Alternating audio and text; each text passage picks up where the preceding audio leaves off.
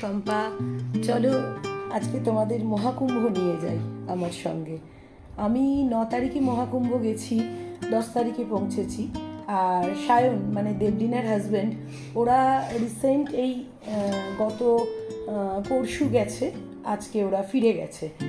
তো আমি যেভাবে গেছি সেটা হচ্ছে, যেহেতু আমাদের লাস্ট মোমেন্ট ঠিক হয়েছে, আমরা বিবেকানন্দ সেবা সমিতির আন্ডারে গেছি। আমরা এখান থেকে হাওড়া থেকে আমরা শক্তিপুঞ্জ এক্সপ্রেসে গেছি ধানবাদ থেকে আবার রাতে ছিল গঙ্গা শুক্লেজ এক্সপ্রেস, সেখান থেকে আমরা গেছি বেনারসে গিয়ে সে কি ভিড়। দশাশ্বমেধ ঘাটে তো সাংঘাতিক ভিড়, কিন্তু স্নান করতে পারিনি আমরা, কারণ দশাশ্বমেধ ঘাট থেকে বাবা বিশ্বনাথের মন্দির পর্যন্ত বিরাট লাইন, স্নান করতে পারিনি। তবে মাথায় গঙ্গার জল দিয়ে, যে তোমরা যারা গেছো বেনারস তারা জানো দশাশ্বমেধ ঘাটে মা গঙ্গার একটা মন্দির রয়েছে, সেই গঙ্গা মন্দিরে বাবা বিশ্বনাথেরও একটা শিবলিঙ্গ আছে, সেখানে আমরা পুজো করে আমরা ওখানে কেশরিয়া বলে একটা রেস্টুরেন্ট আছে, তোমরা আমাদের ব্লগ যারা দেখো তারা জানবে। আমি যখনই বেনারস যাই তখনই আমরা কেশরিয়াতে খাওয়া দাওয়া করি, কারণ ওটা একদম ভেজ রেস্টুরেন্ট আর ভীষণ ভালো খাওয়া দাওয়া ওদের। ওখানে আমরা লাঞ্চ সেরে আমরা আবার বেনারসে প্ল্যাটফর্মের দিকে রওনা দিই, কারণ বিকেলে ছিল আমাদের বন্দে ভারত এক্সপ্রেস, সেটা 4:45 নাগাদ প্রয়াগরাজ পৌঁছায়। সায়নরা যদিও বাই রোড গেছে, কারণ যেহেতু ও অফিস থেকে গেছে সেই জন্য ওরা বাই রোড কয়েকজন মিলে গেছে। তবে আমি তোমাদের সবসময় বলবো, যদি তোমরা এর মধ্যে যেতে চাও বা শিবরাত্রির মহাস্নান করতে চাও, তাহলে সবসময় বলবো চেষ্টা করো ট্রেনে যাওয়ার, কারণ ট্রেনে গেলে অ্যাটলিস্ট তোমরা জ্যামে তো পড়বে না, পৌঁছে ঠিকই যাবে। তো আমাদের কোথাও জ্যামে পড়তে হয়নি, অনেকের ট্রেনে অনেক রকম প্রবলেম হয়েছে, আমি শুনেছি এসিতে অনেকে উঠে গেছে। আমরা যখন হাওড়া শুক্লেজ এক্সপ্রেসে গেছি এসিতে আমাদেরও কিছু লোক উঠেছে, বাট আমাদের সেভাবে কিছু অ্যালোচনা হয়নি, কারণ আমাদের প্রত্যেকের সিটটা ছিল আপার বার্থে। শুধু পার্থদা যিনি, মানে আমি পার্থদা মিঠু দিয়েছিলাম, পার্থদা যিনি দিয়েছিলেন ওনারটা সাইড লোয়ার ছিল, একটু প্রবলেম হয়েছে, বাট আমাদের সেরকম কোনো লোক ওঠেনি, যার জন্য খুব একটা প্রবলেম হয়নি। এবার আসি তোমাদের মহাকুম্ভর কথায়। দেখো, আমি জানি না, আমি কোনো সরকারের হয়ে কথা বলছি না বা কোনো সরকারের বিপক্ষেও কথা বলছি না। একটা কথা তোমাদের বলতে পারি, ইউপি গভর্নমেন্ট যে সুব্যবস্থা মহাকুম্ভের করেছে, আমি সংবাদপত্রগুলোকে আবেদন করব তোমরা সেগুলোকে একটু তুলে ধরো। তার কারণ হচ্ছে, হয়তো কিছু স্ট্যাম্পেড হয়েছে 29তে, সেখানে ইউপি গভর্নমেন্টের কতটা দোষ আছে আমি জানি না, আম পাবলিকের কিন্তু প্রচুর দোষ আছে। কারণ আমি নিজে চোখে দেখেছি যে ছোট বাচ্চাকে গঙ্গার পাড়ে শুইয়ে প্রয়াগরাজে, বাবা মা স্নান করতে নেমে গেছে। বেনারসে ভিড়টা আমরা কেন এত দেখেছি, কারণ আমরা যারা বেনারস গেছি প্রত্যেকে জানি ঘাটগুলো খুব ছোট ছোট, কিন্তু প্রয়াগরাজ, কিন্তু যারা প্রয়াগরাজ গেছো, যারা এর আগে এলাহাবাদ গেছো, তারা প্রত্যেকে জানো প্রয়াগরাজ বিরাট এলাকা নিয়ে, সেখানে কিন্তু স্ট্যাম্পেড হওয়ার মতো ঘটনা ঘটা উচিত নয়। এবার আমি যদি মনে করি আমরা প্রত্যেকেই সেই ব্রহ্ম মুহূর্তে স্নান করব রাত 2টো থেকে 6টার মধ্যে, তাহলে তো কিছু হতেই পারে দুর্ঘটনা, না?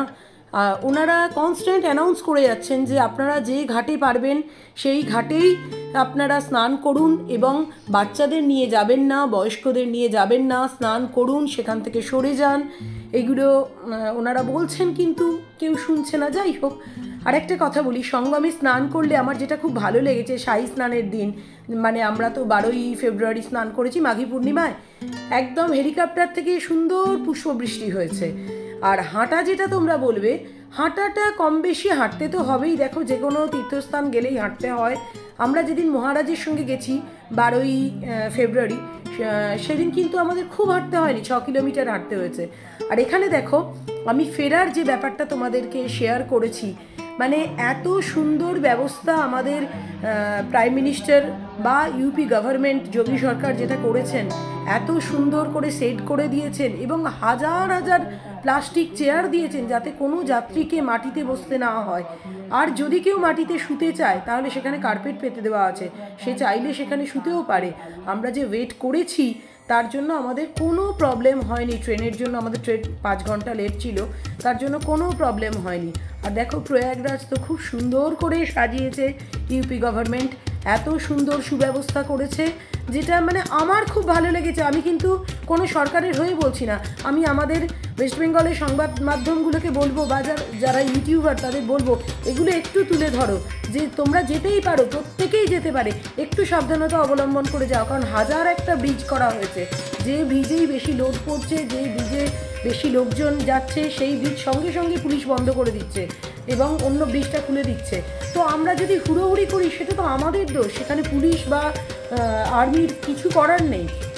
আমি রাত 3টের সময় আমাদের ফেরার রাজধানী ছিল, আমরা ভুবনেশ্বর রাজধানী পেয়েছিলাম।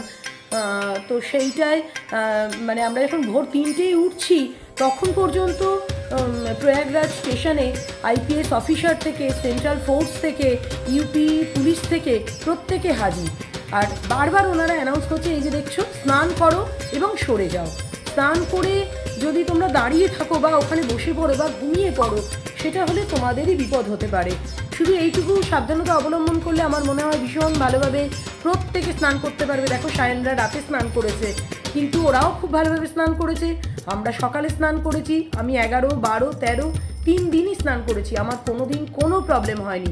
এবং ইউপি গভর্নমেন্ট প্রয়াগরাজকে পুরো ভেজ করে দিয়েছে, মানে মাছ, মাংস, ডিম, পেঁয়াজ, রসুন কিচ্ছু ওখানে অ্যালাউ নয়, যার জন্য যারা ভেজিটেরিয়ান তাদের তো কোনো প্রবলেম হবে না। আর আমরা যে বিবেকানন্দ সেবা সমিতির মাধ্যমে গেছি, ওনারা মাঘী পূর্ণিমার দিন একটা যজ্ঞ করেছেন। তো সেই যজ্ঞে অনেক মহারাজ এসেছেন, সেই মহারাজদের সঙ্গে আমরা যজ্ঞ করতে পেরেছি, নিজে যজ্ঞে আহুতি দিতে পেরেছি। আমি তোমাদের সঙ্গে শেয়ার করে দেবো রামকৃষ্ণ মিশন মঠ মানে বিবেকানন্দ সেবা সমিতির পেজটা, তোমরা ওনাদের সঙ্গে যোগাযোগ করে 26শে ফেব্রুয়ারি স্নান করতেই পারো। আমাদের খুবই কম টাকায় খাওয়া দাওয়া মানে সাংঘাতিক ভালো খাওয়া দাওয়া, ভাত, রুটি, পায়েস, মিষ্টি সমস্ত কিছু রয়েছে সেখানে। 4 বেলা ধরে মানে সকাল থেকে রাত অবধি খাওয়া দাওয়া সব কিছু রয়েছে। তোমরা ওনাদের সঙ্গে যোগাযোগ করতে পারো।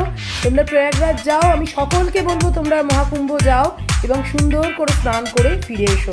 শুধু একটু সাবধানতা অবলম্বন করো, আর প্লিজ প্লিজ প্লিজ কেউ অপপ্রচার করো না।